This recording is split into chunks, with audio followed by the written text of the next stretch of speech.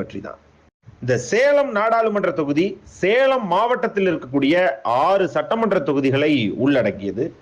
அதில் Omalur, Edappadi, Salem west, Salem north, Salem south, Veerapandi ஆகிய சட்டமன்ற தொகுதிகள் அடக்கம். இதில் 4 சட்டமன்ற தொகுதிகளில் நேரடியாக அதிமுகவும், ஒரு சட்டமன்ற தொகுதியில் அதிமுக கூட்டணியில் பாமகவும், ஒரே ஒரு சட்டமன்ற தொகுதி சேலம் நார்த் சட்டமன்ற தொகுதியில் திமுகவும் வெற்றி பெற்றிருக்காங்க. இந்த சட்டமன்ற தொகுதிகளை வைத்து பார்க்கும்போது அதிமுகவினுடைய ஒரு நிலைமையே சற்று மேலோங்கி இருந்திருக்கு 2021ஆம் ஆண்டுக்கான சட்டமன்ற தேர்தல்.